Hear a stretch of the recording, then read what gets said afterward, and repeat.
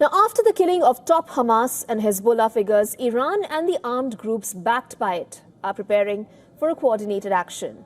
According to reports, the action is to deter Israel, but at the same time avert an all-out war in West Asia.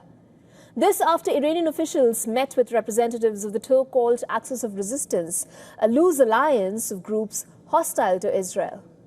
Given the situation, in a call between Israeli Prime Minister Benjamin Netanyahu and the US President Joe Biden, the US President reaffirmed Washington's commitment to Tel Aviv and discussed efforts to support Israel's defense from threats, including against ballistic missiles and drones. Now, the United States has committed new military deployments to help defend Israel. Meanwhile, Israel Defense Forces is on high alert.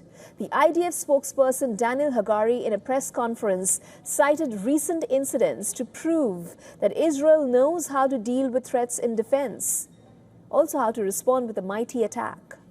The statement came after Hezbollah launched a dozen of rockets on northern Israel. The attack was in response to an Israeli airstrike that killed 4 in South Lebanon earlier today. Hezbollah confirmed its action through a statement.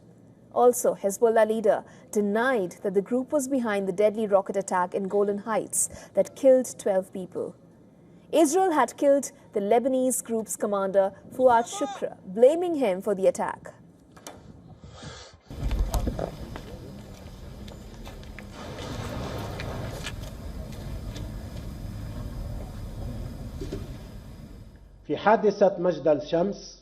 As for the incident of Majd al-Shams, the missile hit the town. We categorically denied our responsibility of this incident, and we have the courage that if we bombed any place, we take responsibility, even if it was by mistake. Now,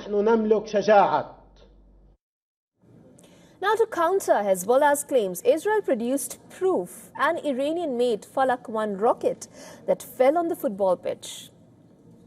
As this rocket containing 53 kilograms of explosives hit the field. Hezbollah claimed they were not responsible for the attacks. This is a lie. The evidence is irrefutable. The rocket itself.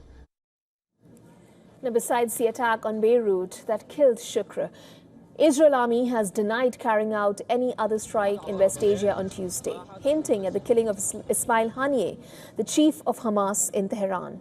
Iran and Hamas have blamed the Netanyahu-led country for his killing.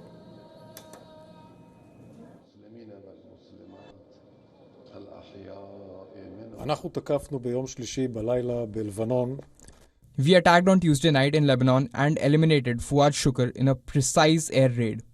I want to make one thing clear. There were no other Israeli airstrikes, missile strikes, or drone strikes that night anywhere in the Middle East. I won't say anything else. Meanwhile,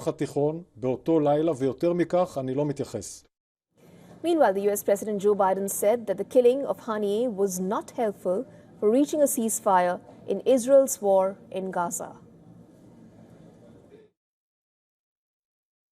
I'm very concerned about it. I had a very direct meeting with the Prime Minister today, and very direct. We have the basis for a ceasefire. He should move on it, and they should move on it now. Ahead of Haniyeh's burial in Doha today, his body arrived from Iran.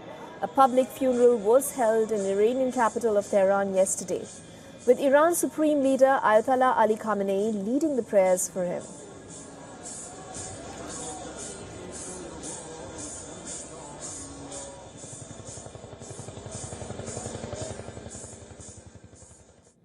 For all the latest news, download the WION app and subscribe to our YouTube channel.